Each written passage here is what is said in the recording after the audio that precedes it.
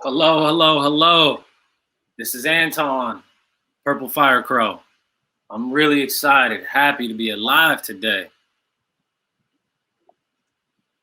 This week, there's been a lot of struggle. You know, people want to focus on the auditory. You know, I'm tired of focusing on the inability. Why are we so boxed to the mechanical aspects of the ears? You know, people are asking, how much can you hear? That's not necessary. I'm so happy that I'm survived this week, and hopefully people are waking up. You know, wake up, deaf, woke. That's what's here today. So today's October 29th, getting closer to Halloween. I'm not that type of brother who celebrates Halloween. It scares the stuff out of me. Halloween is scary for me. You know, all those who do celebrate Halloween, cool. You're braver than me.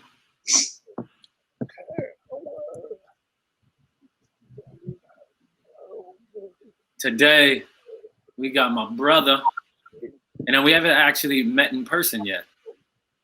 And it's time to get to know him. We got Rodney. I'm getting ahead of myself because of my excitement. I want to invite on the interpreters. Hello, interpreters. There's Jay. We have Kat.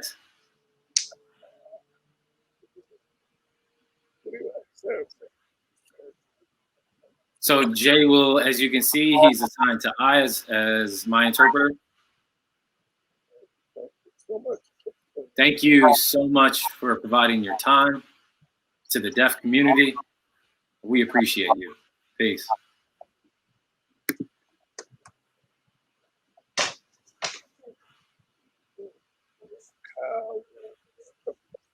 Okay, so Kat will be the interpreter speaking for Rodney. So let's go ahead and invite our guests.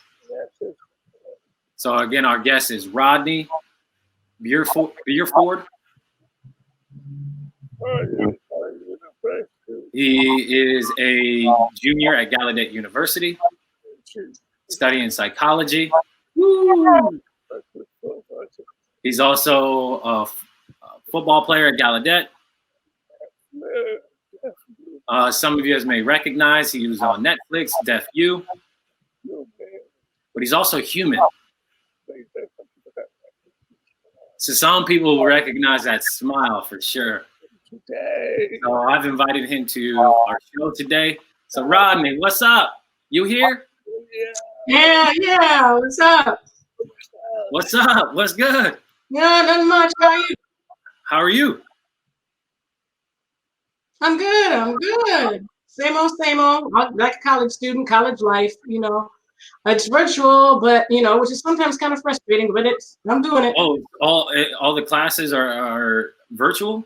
Yep.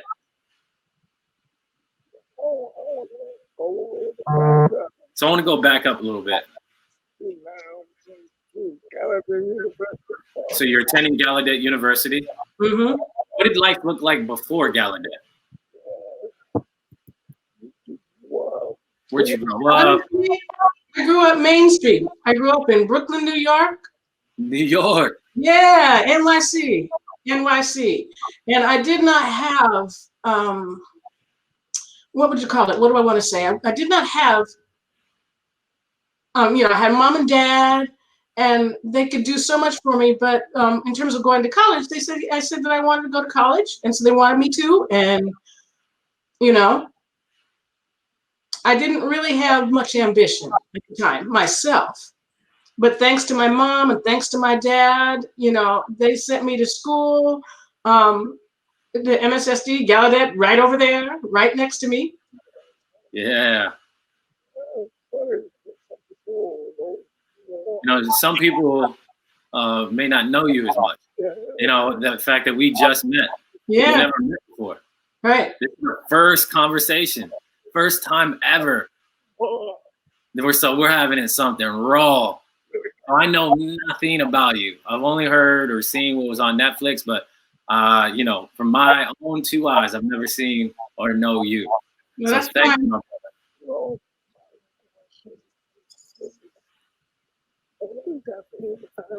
Are you the only deaf member in the family? Only one in a deaf family. It was amazing at first. Let me backtrack. It was good. It was good. Excuse me, that was my sister who just passed by. I got you, man. I got you. My family always had the support, you know, but they don't sign, and that and I need to find a way to connect with me. I had to, and that taught me. To that end, they taught me how to speak well. And that was when I was 6 years old, and I got put into speech therapy and all that. You know, went through that whole thing. And then later on, in my in my 8th year, I realized that I am a deaf person. And then they have been so supportive of me during that transition in my life to understanding my deafness and finding my identity. I'm a deaf person. Yes, I am. And even though I can function pretty well in the hearing world, you know, I do recognize that I have that privilege. I do know I have that hearing privilege. Okay, yeah. So you weren't involved much in the deaf community before Gallaudet? No, before high school. I was like, I would speak all the time. People would say yes, and I'd say, "Oh, yes, I'm deaf." And they're like, "Do you sign?" And then I would just be able to sign yes, but you know, I couldn't. But I really couldn't sign. Couldn't, you know, do some bad ASL. I couldn't do that. So, you know, it's just yeah. And then I had to just throw that part out.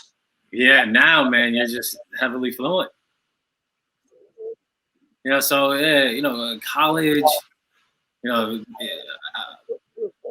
know, getting in to the hearing world, trying to navigate that with the interpreters. So what's up? Why did you want to attend Gallaudet? My identity, you know, wasn't going to let me go to a regular university because what I was thinking, I could deal with a hearing university, use my cochlear implant, depend on an interpreter, all that kind of thing. But there's a university specifically for me. So why not? You know, I was like talking about what, you know, that's what I'm talking about. And it doesn't make sense for me to go to a hearing university. It don't make no sense at all. Yeah, you know, when trying to learn and absorb through an interpreter, you know, there's always that struggle. You're learning from an interpreter. You're learning from the hearing community. You know, it's not easy working with an interpreter. And it requires a lot of work. You're taking the responsibilities of college courses. What did your first day look like attending Gallaudet?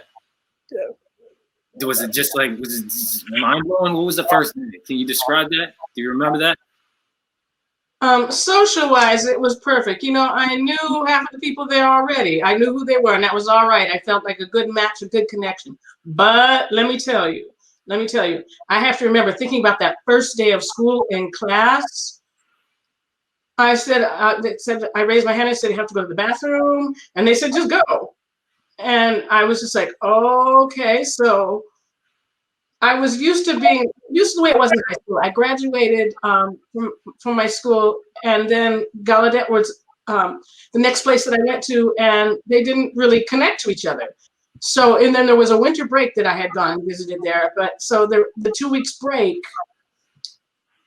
I still had a high school mentality when I went into college and when I went into Gallaudet, still thinking about that, you know, like being sneaky and stuff like that I get in trouble for. And they're like, "You live here, you're here." So my first week was pretty good and pretty okay, you know, so it was a good experience for me. Yeah, you know, I remember, oh crap, I'm an adult now. I mean, I can stay up all night. I can do this. I can do that. I don't have to get permission from my mom. I don't have to call my parents anymore. You know, to get that liberty. What? That means I can go to the bathroom anytime I want. I don't have to wait until somebody directs me to go to class. Oh, okay. Yes, it was like, how do I put this? But I don't. It's how it hit me. But with support, what it looked like, I realized that I had to budget on my own. Nobody tells me what you have to buy your own clothes. Nobody tells you what to do, stuff like that. I have to figure it out on my own. I had to plan my day out. You know, when I'm going to do laundry, when I'm going to do something, and realize that I'm responsible for all that now, and that I had to plan my day. And other than that, you know, that first week was a little bit tough just because I was just trying to find a place to fit. Yeah, so you adapted. I got you. How did you? Is that your name sign, right? Yeah. Yep. How did you get that name sign? Okay, so before when I was at MSSD, before I was in mainstream school, so people would talk and they would people there, they would sign to me a little bit, and then they would come to me, and it was like just went past me. You know, I'd smile and I'd nod, and so it's clearly I didn't understand what they're saying. I'd smile and I'd nod, and so that stuck. That sign of the whole thing going past my mind and me missing it entirely because I didn't understand. Yeah, I got it. It happens to the best of us. Yeah.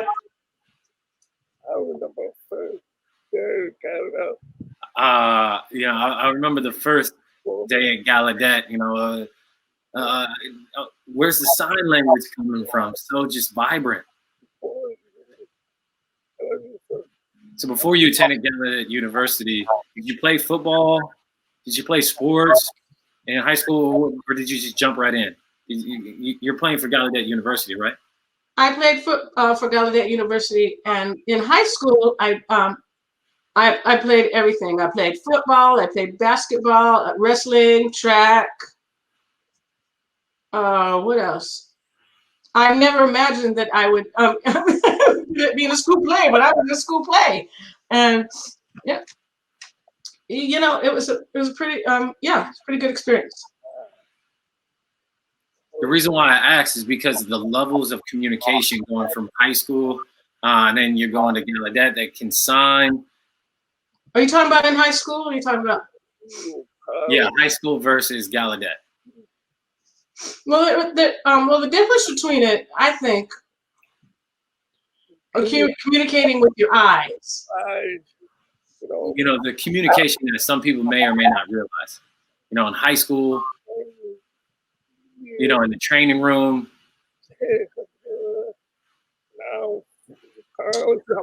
Oh yeah, now, yeah. You know, in college, you're responsible for Okay, yeah. Now I understand. So in high school, everything was so. The system was working for me. The system was working for me. They said you can't do that, you can't do that, you can't do this, you can't do that, you can't do that. So, but when when the coaches would have to kind of shift the language down for me to be able to understand a little more clearly. So when I got into Gallaudet, I'm telling you, 5 a.m. workouts. 5 a.m. workouts. Yes, you know, I used I'd be rolling in there at 5 o'clock, trying to get myself strong, and then 5:30, then I get ready, and then there'd be a meeting in the morning. There'd be meetings during the day. There'd be plans made during class. You know, you have to study the films. You know, the football films. You have to study those, and just football is like a responsibility in college. Football's for real. It is in high school. It's a game. You're just playing. You're just hanging out. You're playing, and it's all right. You know, but everything. I had to like get that through my head that in college football was for real. You know, and I couldn't do it on my own.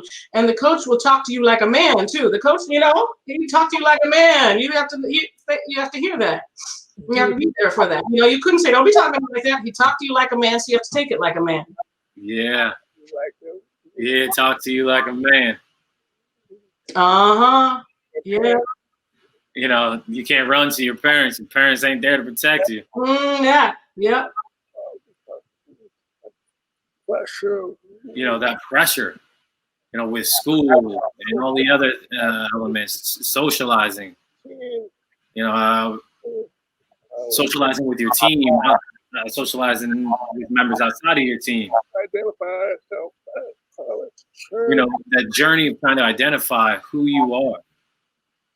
To identify yourself before that. Did you know who you were before? Did you identify as deaf, hard of hearing? I have always known that I was deaf. I've always known that I was deaf. First, you're hard of hearing. I never called myself hard of hearing. I called myself deaf. Deaf. Okay. And it's different. Knowing myself as a deaf person, I identified myself as deaf. But not a lot before. Not a lot before I went to school there. And I didn't behave like a deaf person. I didn't really use my eyes the way deaf people do. I still depended on my hearing. You know, if people could talk to me, I could get it. If I looked you right in the face, I could get you. You know, but and so I could make do with that. So, and because my family was hearing, I kind of got on that role, and that's what I did when I was with them. But when I went to Gallaudet, I realized that, you know, I'm just going to be here. I'm going to be deaf. I'm going to be here. I don't need things to depend on. And so if I use my CI, that's my choice. If I want to use my cochlear implant, that's my choice. I don't have to, because somebody's going to be talking to me at Gallaudet, because ain't nobody going to be talking to me at Gallaudet. Everybody's signing, you know, so that's what's going on there. And before Gallaudet and before school, I didn't really identify myself as strongly deaf. I remember you said, you know, it took you some time to kind of develop that sign language. Now are you kind of deep rooted since you've been at Gallaudet? So it's been interesting, that development. So that's interesting that when you arrived at Gallaudet, you kind of just immersed yourself right into the community. Yeah, the Gallaudet community, some people can be very, very harsh. Harsh. Yeah, harsh, okay. Can be very harsh. That they don't understand that deaf people are people too. You know, just because you're deaf, that doesn't mean, you know, everyone has a different background. Everybody has a different history. And like talking about the melting pot of the deaf community at Gallaudet University, one thing that interested me is that white people have more access to Gallaudet University than people who look like me.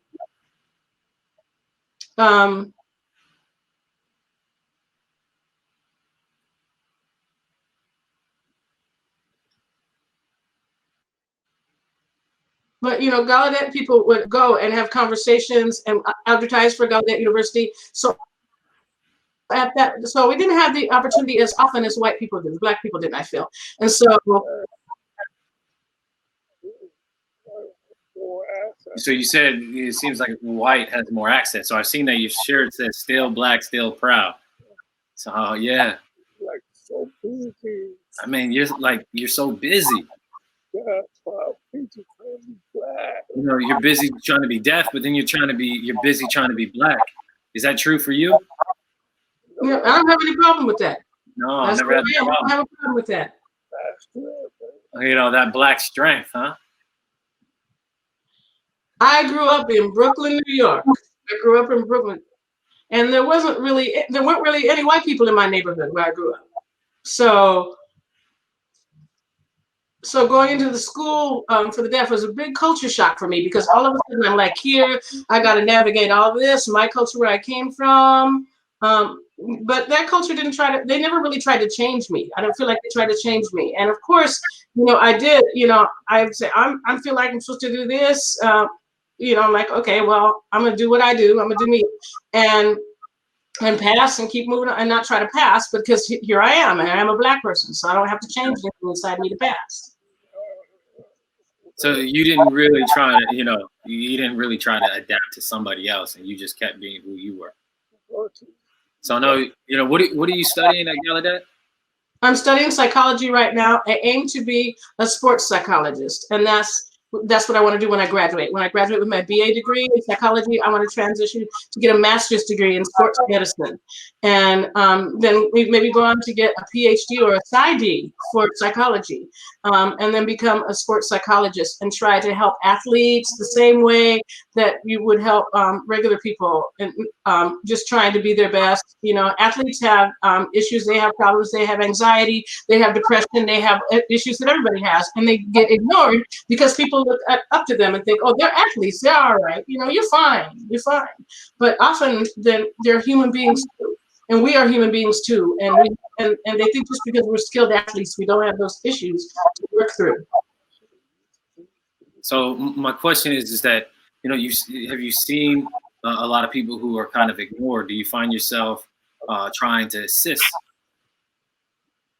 Yes, I do see that. Yes, but you know, it's not necessarily harmful. It's the way that society is built by itself. Let me ask you something. Ask me, come on. Okay, often when the NFL players make mistakes, DUI, get busted for weed, and that kind of thing. Now the NFL players, what happens is that people are like, well, you're worth $1 million, and they say, all you have to do is stop smoking weed. It's simple for you. You make $1 million, you know, and just assuming that it's something easy for them just because they're in the NFL and because they're making bank. But they're under a spotlight 24/7. Under that spotlight 24/7, and people make mistakes. Human beings make mistakes. And how many times have you heard of a drunk driving accident? I mean, with not even pertinent to anything else. Do you think those people are the same in the NFL? That's normal. And so, like those players in the MFL, that amplifies. It's like, oh my gosh, he got a DUI. When people get the stigma, they should be perfect. And you're supposed to be role models as people. There's a lot of pressure on that. As the NFL, we role models as people, but there's you know, somebody behind them. You know, nobody behind them going, are you okay? Are you okay? You know, take care of yourself and don't focus on those other people with their negativity. Did you have that type of support for yourself? My father was that for me. My father. Yeah, my father didn't grow up in my life. My mom, my dad, everything. She taught me how to fight. Oh, yes. You know, that's proper. Your mama. Yes. Honor that. Yes. That's where I get my strength from. You know, some people who don't have a father, you know, I think it's fascinating, your journey of wanting to become a psychologist, and the journey of getting that deaf culture, the signing. Right. You know, and a lot of people don't have that support. You know, you're going to be a deaf deaf NBA player, and that person will have so spotlight heavily on that person, but forget that person's human. Maybe you'll be there to sign. Maybe you'll be there to support. There's a deaf pro athlete. Nobody will mess with my clients. Let me tell you that. Ain't nobody gonna be messing with my clients. Cool. You know, some people were talking to me. You know, Gallaudet's a beautiful place, but it's a tough to socialize. And then get that information maybe from that Netflix and then there's a lot of oppression, a lot of pressure, a lot of peer pressure. You know, we won't address that. What do you feel about that? You know, I want to hear from you. How do you feel about that show?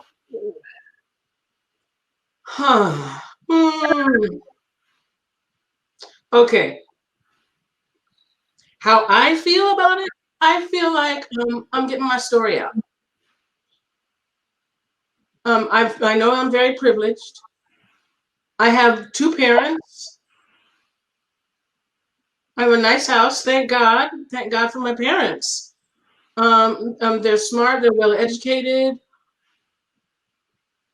I feel it's amazing that I have the opportunity to get my story out. However, with those things, that doesn't mean that I don't have my own struggles with self-worth, self-identity.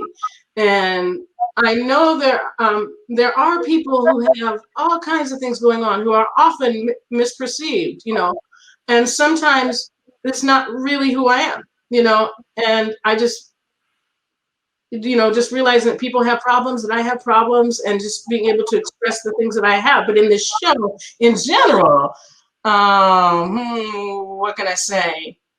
It's reality TV. It's reality TV. I'm just saying it, you know? And what that is Come what on, we come on. Yeah, I mean, I can hear you, even though I got these deaf ears, baby. I can see you.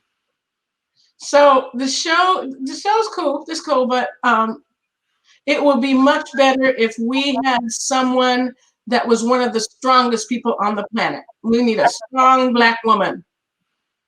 We need a strong Black woman. Black women are already strong. They're already powerful. And we really need to show that on the show.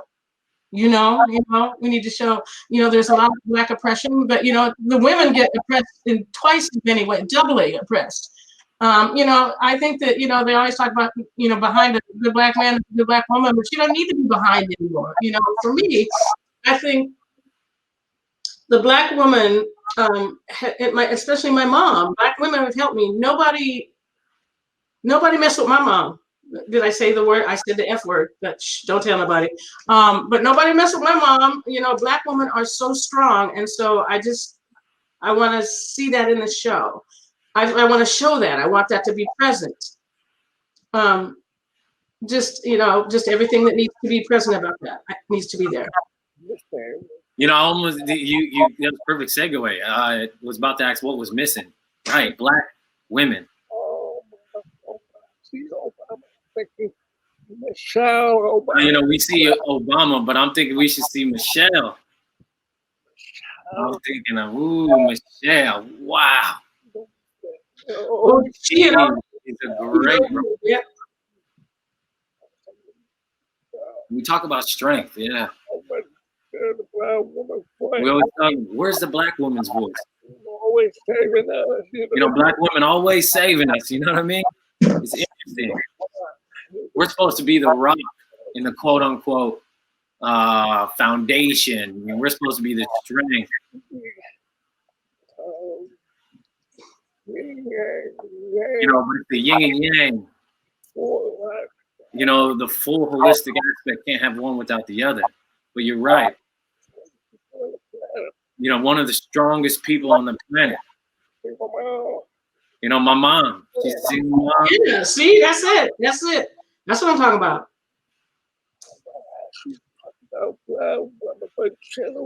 You know, generally we're speaking about, you know, all women out there.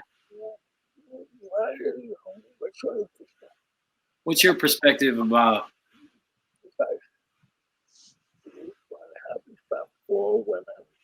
You know, does Rodney, you know, the question is, does Rodney have respect for women?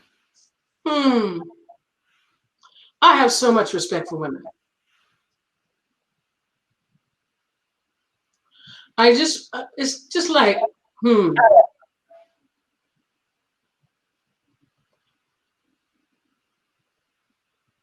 I'm a very unorthodox man, I think. And I get it. I flirt, but I make sure that it's not something that's going to cause some trouble. You know, when I'm trying something, say, "Are you okay with that?" You know, get that consent. You know, I want to flirt. I don't want things to be awkward in situations, so I just make sure that my intention is clear. And for me, the way I am and how I treat women and the way I am toward women, it's that women come to me, you know, sometimes. And so it's how women are to me that's important as well. But with that being said, even if something doesn't work out in a relationship or in the flirtation with this person, that's okay. There's like no animosity. You do your own thing, I do my own thing. If we happen to break up and not be together, and we can still be good. We want to be good with each other, no matter what happens. We share a connection, and that's important. We share a connection, and we honor that connection we share, no matter what happens afterwards. Yeah. So yeah, talking about communication, making sure we're on the same Yes, Same I admit it, but I have to admit I haven't always had the best communication. At least you're admitting it, that sometimes you're not the best with communication, and you're trying to build that communication. You're trying to move forward. Sometimes you go backwards. Sometimes you go forward.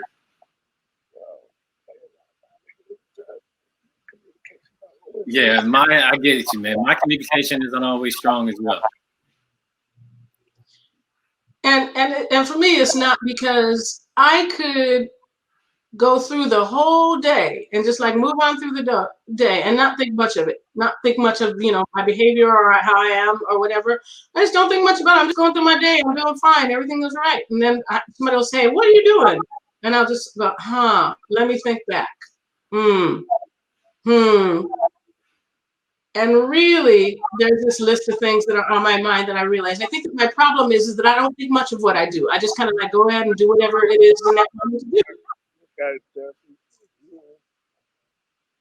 So that perspective that was provided as Deaf You, are you the same person that was reflected in Deaf You that you are now?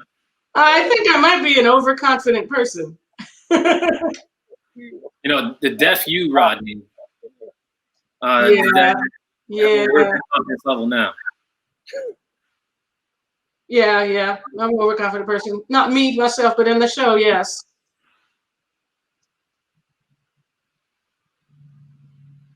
I talk a lot of stuff, but actually I have some stuff inside me I'm working on. It didn't show much about how much you love your family. It touched a little bit on it, but family is a critical essence for you. Like you have that family. I know it might be deaf, but we're together.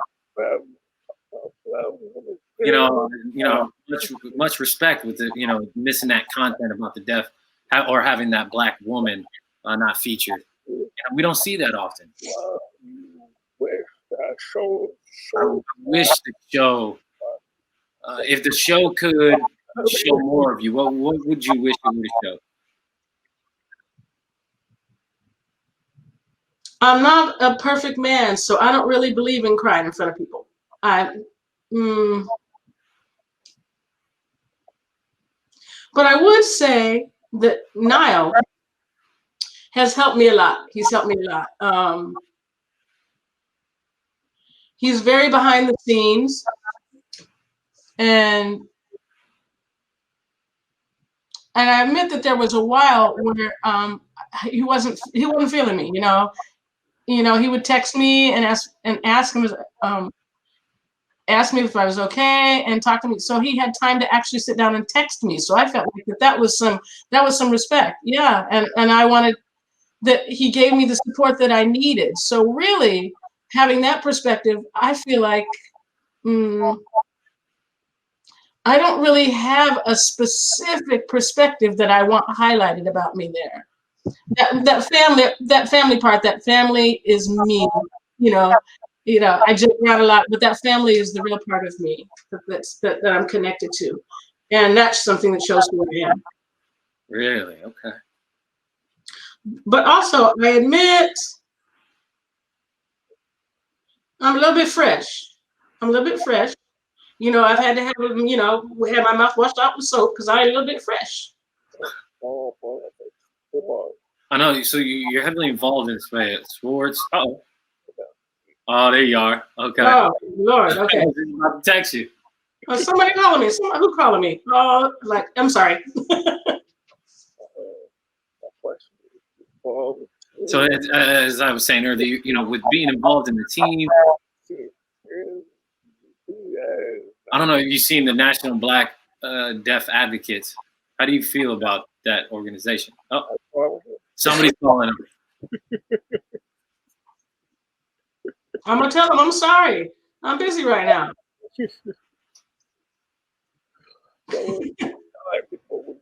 Sorry, people. I'm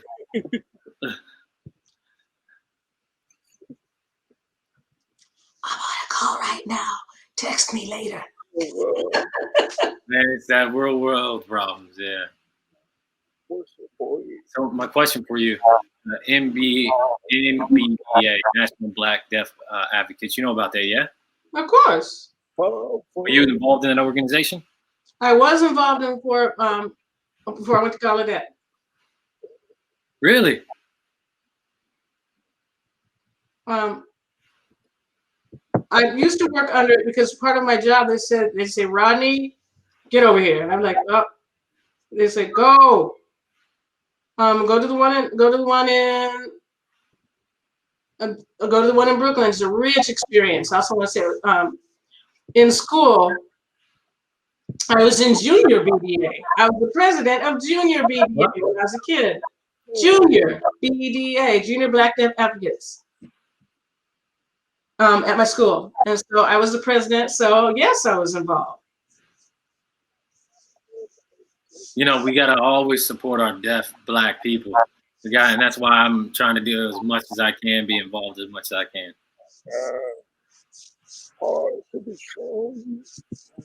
You know, that didn't, you know, something would have been awesome to be able to show. There's a lot of beautiful Black people there. That leadership. You know, one of your leaders that you look up to. Is that right?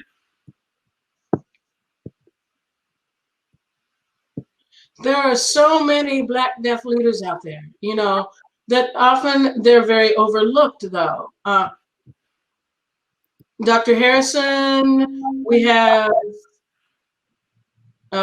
wish I could think of, I'm sorry, my mind just flew out of my mind. Glenn Anderson, just, you know, we got a lot of leaders out there. You know, there's a whole list of really positive Black deaf leaders out there. So I just have a few more questions. They texting me. I got a lot of people texting me. That's all right. Let's do it. Let's do it. They're texting me. They're asking, do you feel responsible as a man and as a leader?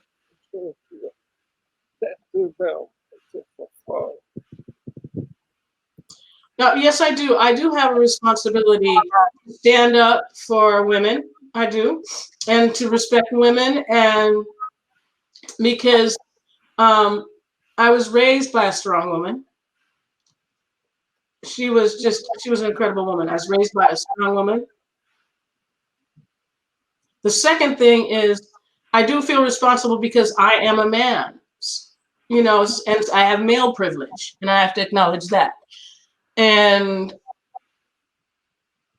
you know, and men tend in so many ways not to, when it comes to issues like this, we don't listen to the women, you know, and women are entitled to have their feelings. And we have to, and it's not up to us to make a decision for them. It's up to us to listen to them and work on this process and work on this progress. So I do feel like I have a responsibility, like you said, to listen to Black women. And third, I think that women are people. Let's just talk about it. Women are people. People need respect. People need respect. And why are they treated like they're less than me because they're women, you know? I think that's really, you know, I think it's stupid that we think less of them because they're women. That's not something that should be. That should not be the case. Okay.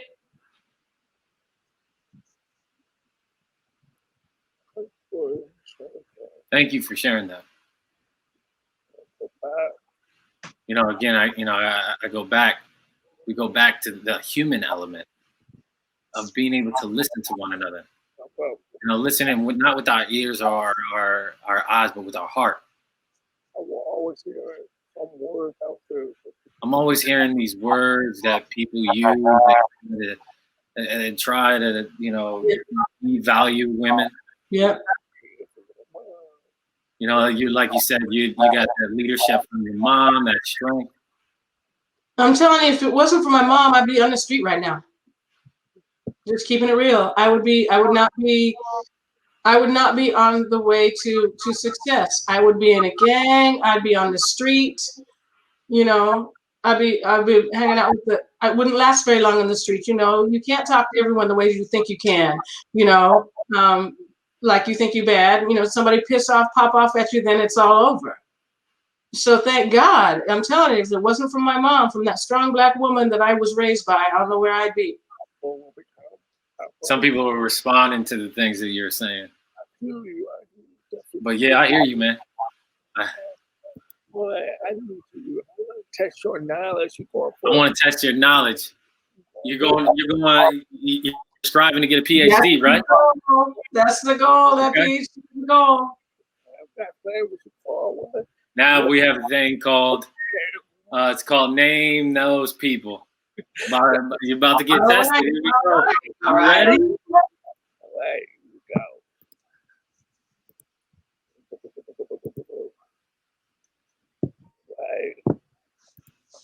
All right, bring it on.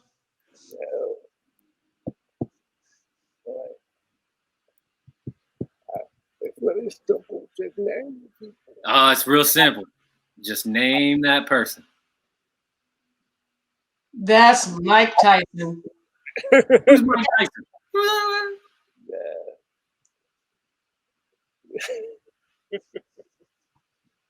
Oh, it's all good, man. It's all good.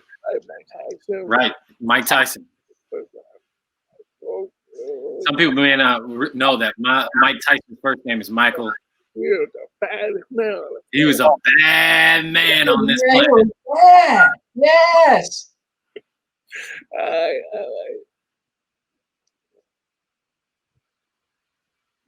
That's Halle Berry. That's my girlfriend, you know. What? That's the girl. Yes, she is. She's famous. Yes. Yeah, famous actress, model. So yeah, you got it. Some people don't realize she's also hard of hearing. Yeah, she's my former wife. Yeah. Yeah. I got nothing. This one you got. It's Michael Hagen. He's deaf. Disability advocate. He's many, many things. That brother is a runner, a marathon runner. And I tell you what, his feet are only running. Deaf consultant. He was on TEDx. Man, this brother is proud to be deaf. What are you talking about?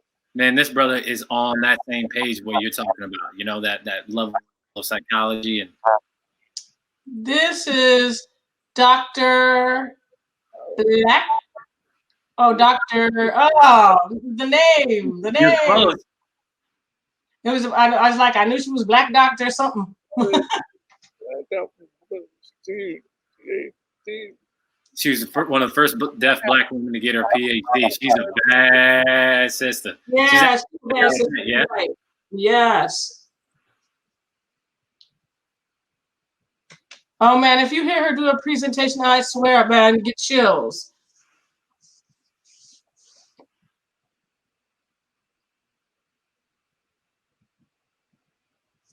I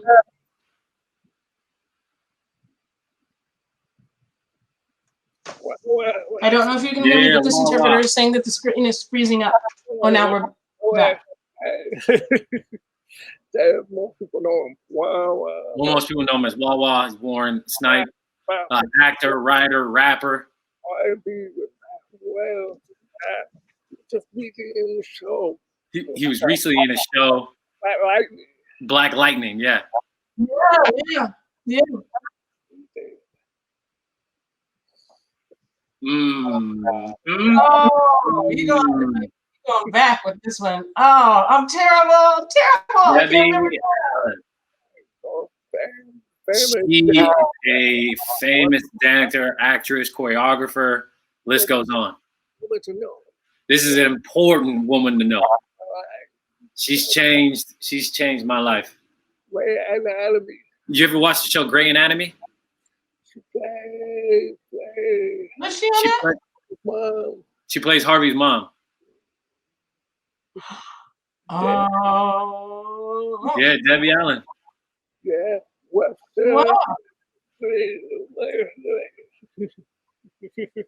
Yep, she was a wife on another show as well. So hard. This one's a hard one. So much time we got. You want to Come go? on now. Oh man, I didn't think you were gonna get this one. It's Rosa. Works. It's Rosa. She my heart. She's a civil rights activist. She was part of the boycott. Trying to make a move. They tried to make her move on that bus, but she was tired. She wasn't Let's talk about strong Black women right there, and even from way back then, still. You have to know these people. You got to know these people.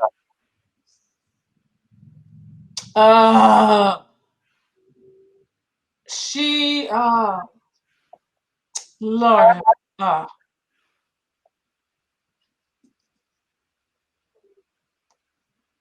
she's very influential in the deaf community, and her name, I can't recall it. Right now she has a mohawk, I think. I saw her recently. Yep, Michelle. This is her sign name. Yes, that's right. Yeah, Deaf actress, living in DC, award-winning director, producer, choreographer. She's inspirational. So, There's a show that Girlfriends back in the day. So it was amazing to see it on that show.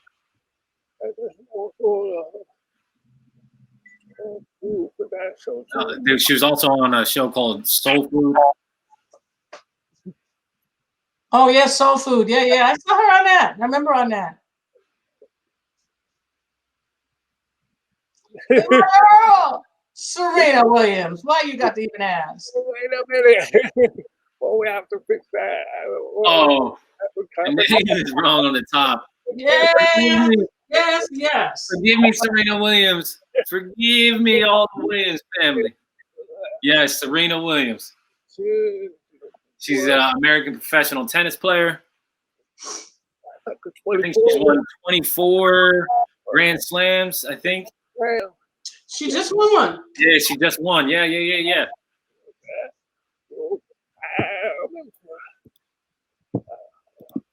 I'm impressed. Man, I'm impressed that you knew these people. Take an opportunity now.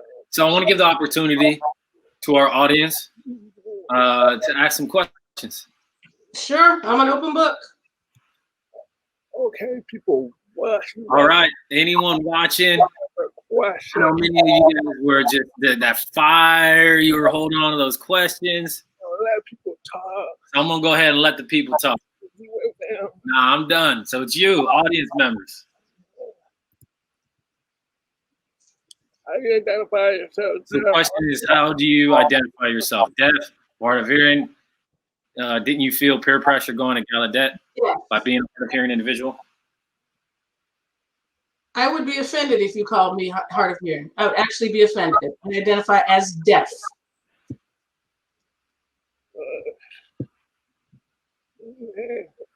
So much.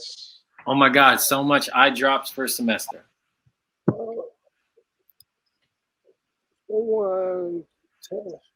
Someone texted me asking Rodney, did you not want to pursue being an NFL player? I do. Yeah, you did? Is that a goal of yours? Yeah. Maybe not precisely the NFL, but I do plan on playing professional football. You're going to go for your PhD and pursue being a professional? I don't know.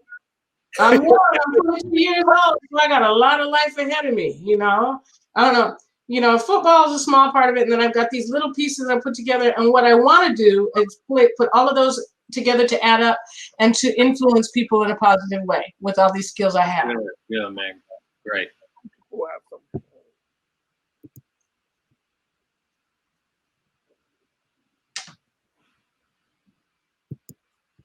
Oh, no problem. No problem. Yep, I agree with that. People do deserve respect. I feel like that respect is something that you deserve.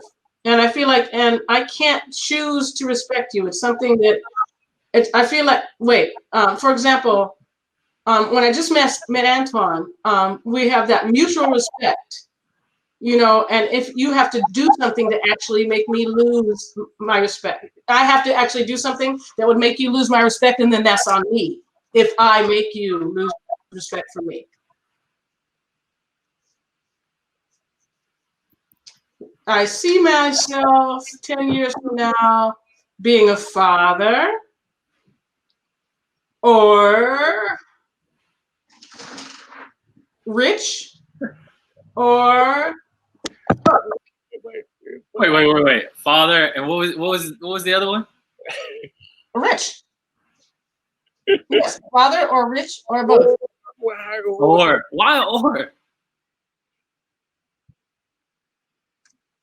So having a family, I can't really focus. You can't really focus on money. You can't. I want to be able to teach my kids about life. I want to be able to teach them, my kids, about how to be good people. And I don't want to wait until you can't wait until they're teenagers, you know, and then they have a big crisis because I wasn't there. I have to be there from the beginning.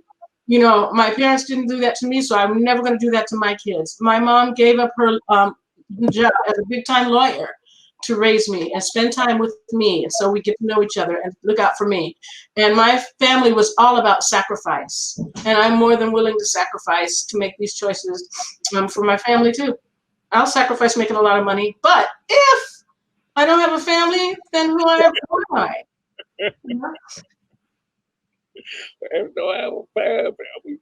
I get you. If you ain't got a family, you're gonna chase that bread. Okay, yeah. Yeah, well, I feel like I have to, you know. You know, right now you're young. Start making your bag now. Yeah, so make sure that you're packing that bag for that family. Yeah, generational wealth. Generational wealth. Yeah, that generational wealth. I'm looking into properties now. I'm looking into investments, stocks maybe. I did have some time doing a little stock trading. I did, you know, dabble in that a little bit. Oh, sure. I strongly suggest. You know, people wait until after they have a family and then start to think, oh, I think it's time to save. But having a family costs money. Diapers cost money. Clothes cost money. Family costs money. Supporting your wife costs money. So make sure you're saving that paper now. I don't need to tell you that. Yeah, I don't need to tell you all that.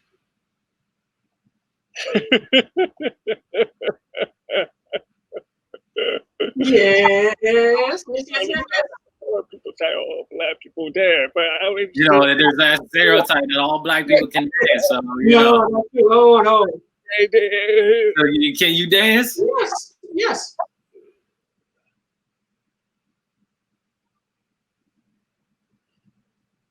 I went to the 27th MBDA and I danced my A off. I'm just gonna tell you. Really? What you got now? What you got now? Come on, let's see. I'm gonna show you some moves. We're gonna make you show those moves. That's my secret move. You know you can dance, yeah? I'm like, wait, what? Nope, that's my secret move. Shh. You have to see it to believe it. Come on. You sing Rodney, then you see me. I'll be down there. I'll be dancing. But those are secret moves for now. There's a message. Do you think that there'll be a Deaf U season 2?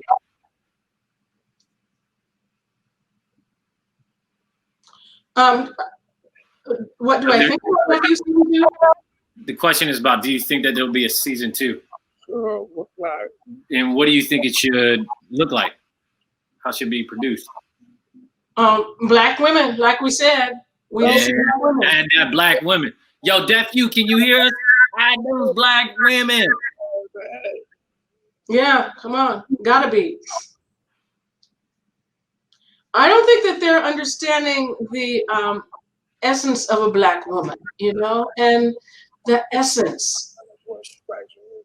You know, honestly, Too much power to come. I think it's too much power to have those Black women on the front of the screen. I think they're saving that for later. But you know what? Power. You know, there could be so much Black women power in that show. They would inspire people to watch the show, to produce a season 3, and produce a season 4. And so forth, and so on and so forth. History shows. You know, history shows that Black women are often ostracized. You don't see them much in the museum. And we're hard on Black women. Recognize it's important that we recognize it's happening here in America. Yeah. We need to uplift our Black women. Thank you, Mom. Thank you, Mama. We need to uplift. Another message. So here's another message for you.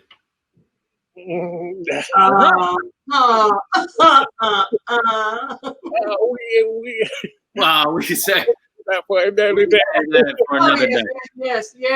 That's what I was gonna say. Not now. Other people are the Is there anybody else that would like to ask a question? We only got a few minutes left. Come on. Another one. Oh, I think another question popped up. Yeah, so this is kind of a personal question. This is a bit of a personal question. Answer it how you see fit. Are you single? Hey man, it's not the people are single. Say you're single now. Somebody asked if you were single now. Look cool. I don't see. Cool. So I don't see any more questions. I think a lot of people had the opportunity to learn about you today.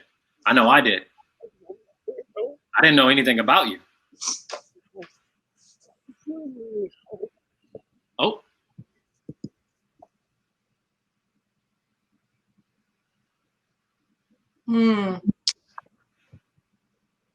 Yes. I am studying criminal justice. See. Criminal justice. Oh, okay. Yeah, criminal justice. Not as a major, not anything like that, but I am communicating with my mom. My mom is a former lawyer, and so she knows a lot about how the court system works. And so I'm just wondering, about how does it work?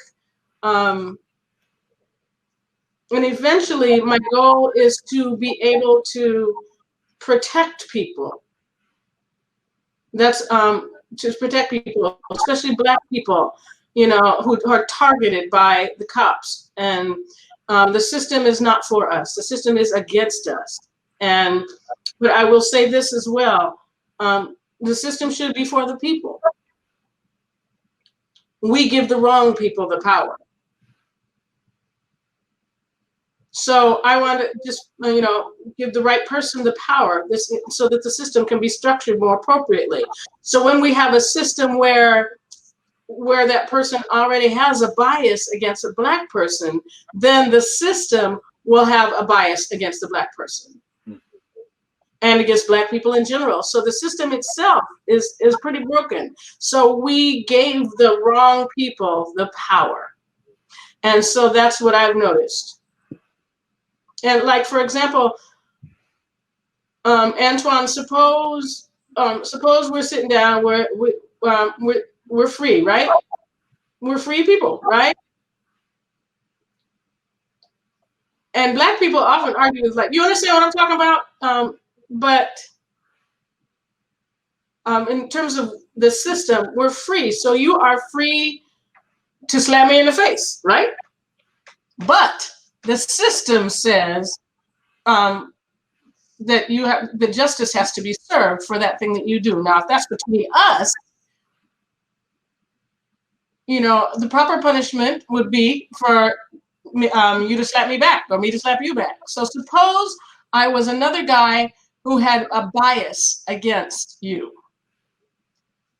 I would punch you in the face.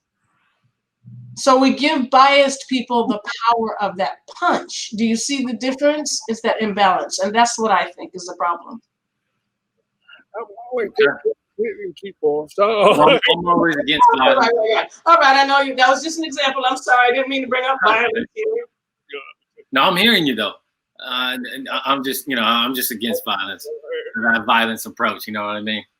you talk crap about me. You can talk crap about me. I have holy water. I got that holy water on you. Now throw that holy Right. water. Yes. All right, have that power. Get that devil out of you. But but I get the conversation. And then I would sit down and ask, why are you attacking me? Why are you attacking me? What did I do wrong? And that you're right, though. We are giving the power to the wrong people. In America, it's not built.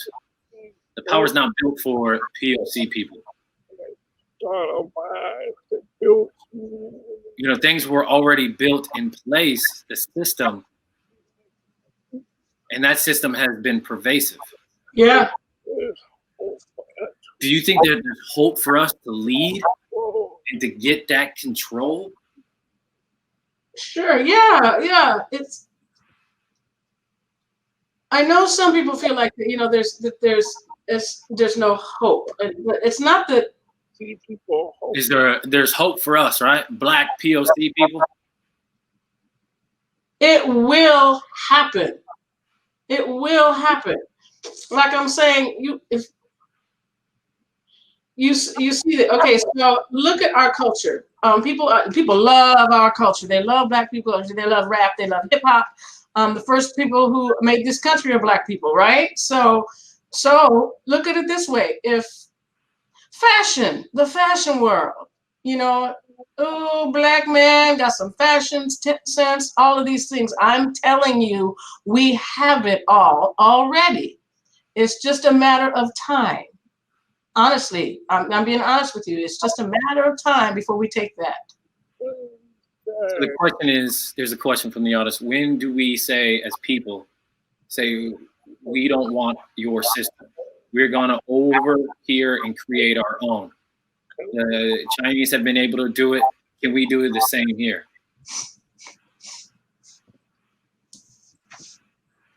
That's a good question. That's deep.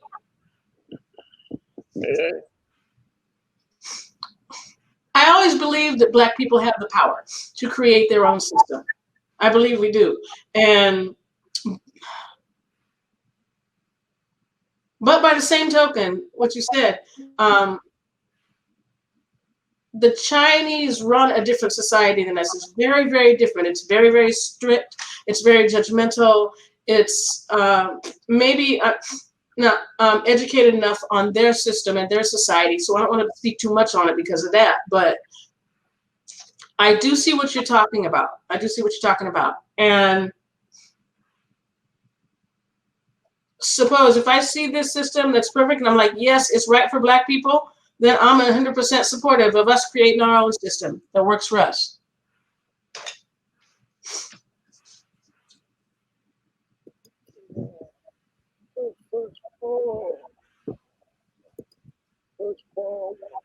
First of all, I want to thank you so much for sharing your wisdom, allowing people to know you.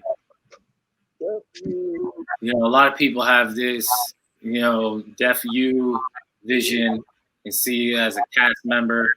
Are you on other shows as well? No. I think it's critical we listen to our Black people. We want to hear your story. Come over here. That's what it was like, come over here. It wasn't trying to be your friend. It was trying to know who you are, listen to you. So I understand you, brother. I hope people who are watching this are listening to you. You know, it's amazing to hear your pursuit, your support for other people. For sure. I really appreciate everything that you shared with us. Chinese here in America. Oh, Chinese is here in America, yeah. Chinese here in America. Are you speaking of the Chinese? Oh, so now I think I get your point. As the Chinese community is kind of an insular community, created their own system. But that's hard. I'm telling you, it's hard. I'm sorry, but it's hard for our people. It's hard for our people because of the system. And that's why we're so frustrated with each other. That was we get frustrated with each other. We've done things like get involved with gangs and. Yeah, I understand, you know, where you're going. You know, the fact with society, you know, going back to what you said in the beginning about the system, it's not made for us. The system behind the game. Also, this, you know, the directors behind the game is like individuals playing a video game. You know, they want to show that. Yeah, that's a perfect example. You remember a long time, President Ronald Reagan, remember back in the day, when crack cocaine was an epidemic there, it blew up. And then crack addicts, they were black people. All them black people are crack addicts. And if you look at statistics for that time period, there were more white people addicted to crack than there were black people. And it was all put on us. So they wanted to represent us as those black people, those crackheads. And they sent people to projects and, you know, would say, look at the crackheads here. They would paint the housing projects for them to still live in them and call crackheads. And so that's what I mean. The way the system is to be against us. It's designed that way from the beginning. And it gives the power to the wrong people. It gives the power to the people who represent us negatively. Yeah, I see you going. Video game. So I'm going to, you know, bringing it back to that analogy of controller playing the video game, you know, lining up the different characters, designing them. You know, I want to play a black man. He's faster. You know, they're alive to be violent and kill.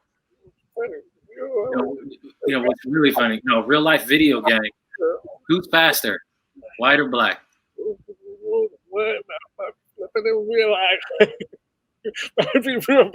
Yeah. You know, but maybe flip it. In real life, actually, the white man might actually be, you know, faster. You know, basketball, football, military. You know, black people are aiming to survive. Man, have black culture, but they don't want. You know, many people really, you know, want to adapt to that culture. We want to absorb that culture. But there's so much tension. You know, I have that respect for the Chinese community. You know, they're facing a different challenge. You know, they're facing racism as well. Indigenous people, they're facing racism. Mexican folks, I mean, it's pervasive. You know, we got to fight for our BIPOC individuals, fight against racism. So it's just like what your shirt said. I'm with that. Still proud. It doesn't matter where you are, if you've fallen or if you're thriving. And I stand with you. I'm proud as well. Thank you for coming out. Thank you. Thank your mom for allowing you to come out here today. Thank you. Yeah. Thank you for watching. Thank you for your questions. All right, brother. Peace. You out, man. I love Thank you. Have a good day. Peace out. Wow. We're a little bit over time. What an incredible show. There's not enough words that can describe what we had today. Thank you, my brother, for coming. I didn't know what to expect for this episode of Deaf Woke. Whoa, journey. You know, that Deaf Woke journey. Yeah. It's, well, journey as a man, journey as a deaf person. Really journey as a man, as a deaf person. No, there's this problem, but we all have these different type of problems, you know?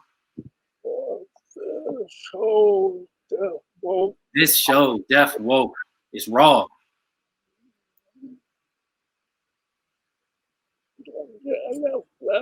We don't get enough Black representation to tell their story. Rodney was here.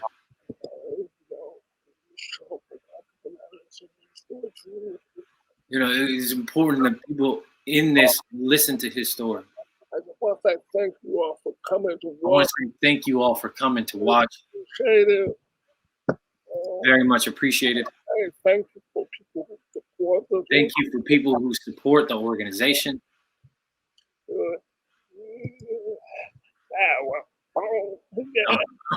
Well, that was abrupt. Thank you. Thank you to HowlRound. Show on their website too. We're going to be sharing their website. So we appreciate your support. Remember to vote. Remember to vote. It's not over yet. Remember to vote. Deadline is not passed yet, so please vote, vote, vote.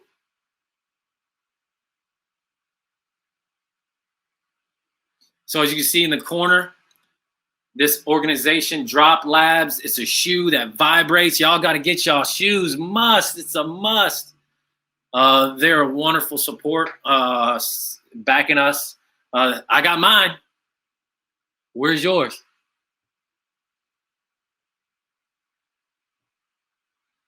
Thank you to Urban Jazz Dance Company. Many of the staff who've donated their time. I really much appreciate that. Thank you so much. Thank you for the International Association of Blacks in Dance. Thank you for your strong support. Thank you so much for all the people who are watching. How about my interpreters? Where y'all at?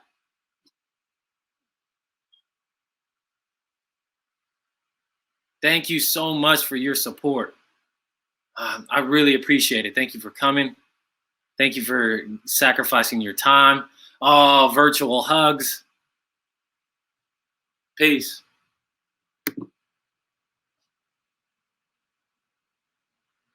Okay. I just want to say thank you. There's so many people texting me, telling me that they love the show. And oh, thank you. You all have a good night. Oh, you know what? My final thought. You are beautiful. You're beautiful every day. You're beautiful on a wonderful day. You're beautiful on an ugly day. You are beautiful when you're doing things right. You are beautiful even if you're making mistakes. You are beautiful. You know, when you're on your journey and you're making your mistakes, I hope those mistakes are a reflection of your growth. Thank you for watching. This is Antoine, Purple Fire Crow, Deaf Woke. Whew!